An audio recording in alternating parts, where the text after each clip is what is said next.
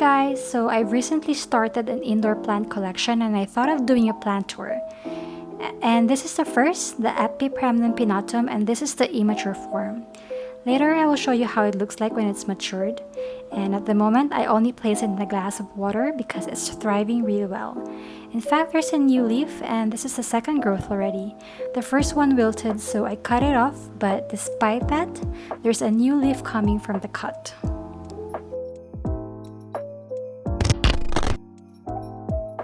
Next is the Dracaena reflexa, or Song of India.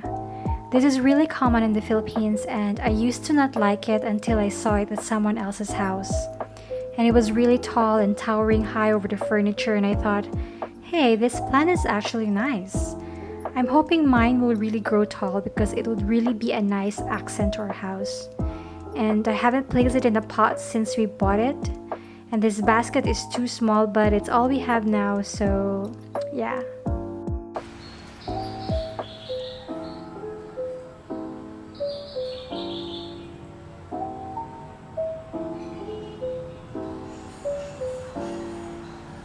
Now this is the mature form of the Epipremnum pinnatum. And as you notice, it looks like a whole new different plant, right?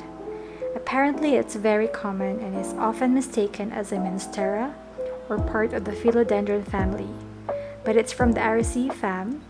And by the way, this is a DIY pot, and I know it's not much because I'm not really an artist. Another E. pinnatum, yes, we have a lot of these, and again, this is an immature form. And just a trivia, this plant is a climber, and the ones at the bottom start off looking like this, and as they climb up, the ones at the top are the big ones, or what they call it the dragon tail plant, basically the mature one. So this one is supposed to be a rubber tree, but it got sick and its leaves started turning yellow, so now this is what's left. I'm not sure if I can still save this, but I'm just waiting for something to happen now. I don't know what, but let's just see. Next is the Philodendron cellum. It's also called Philodendron hope, and I've been eyeing this plant for so long. Good thing we saw it during Mother's Day gift shopping, and I am just so happy. I'm not sure yet, but I think it's growing a new stem. I already did some pruning, so crossing fingers, a new baby is coming. Few more plants, the peace lily, which I bartered with a friend, and this is actually included in my plant list. So happy to finally have it. Next to it is the husband's surprise anniversary gift. I'm not sure of the specific name, but I know it's a type of palm plant. And then of course, probably everyone's starter plant, the snake plant. This one was the first house plant we bought when we moved in our first owned home in 2018. They said you should get this first because it will never die on you. And true enough, it's thriving really well and it continues to grow. We're planning to repot it, but I like how it looks so lavish. Other plants, these Chinese evergreens from my mom, aloe vera, and ZZ plant.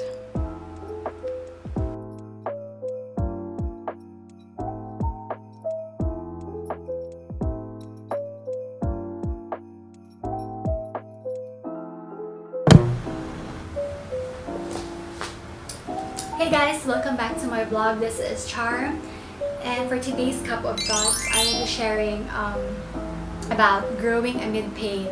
And I promise I will keep this short despite the topic being very wide and vast, because pain is a very broad topic and I can talk about it all day but I'll try to make it short.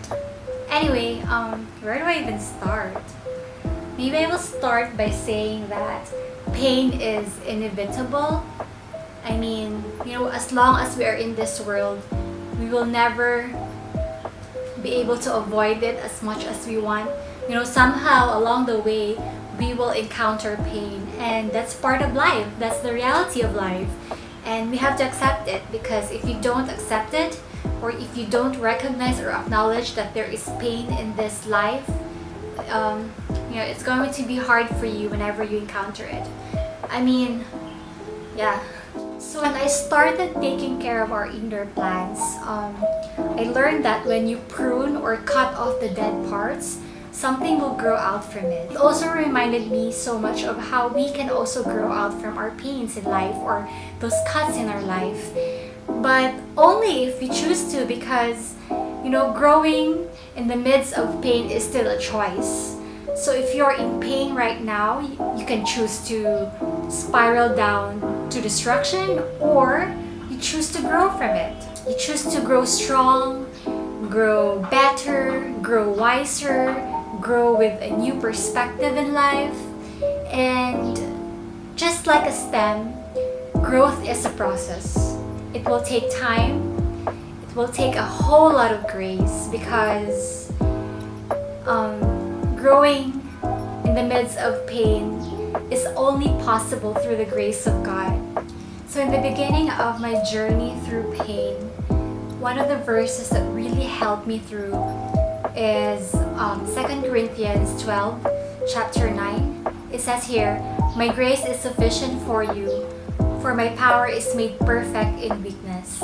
And well, yeah, that verse really helped me through, and I'm always reminded that His grace is enough.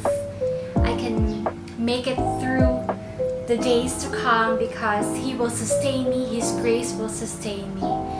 So what else can I say? Pain, we don't like pain. Nobody likes pain, but that's the reality of our life. The only thing we can do about pain is to learn how to grow from it. It will be there, it will come in your life, but as long as you know how to grow from it, you're going to be okay. And remember that it's not possible without the grace of God. It's not possible without His strength. And of course, your support system, prayers from your friends and your church community, and a whole lot of self-care, a whole lot of just being not too hard with yourself. And yeah, so if anyone out there is going through pain, I pray that you will be like a plant wherein you will grow despite the cut that has been made. And I pray that you will have the strength to move forward. You will have the strength of the Lord, and you will be given a new perspective despite of the pain that is going through in your heart right now. So that's it. Thank you so much for watching. I hope you learned something and I made some sense. And if you're going through something right now, whatever it is, a heartbreak or some sort of pain, you can connect with me at my Instagram account. I am just a message away. So that's it. Bye.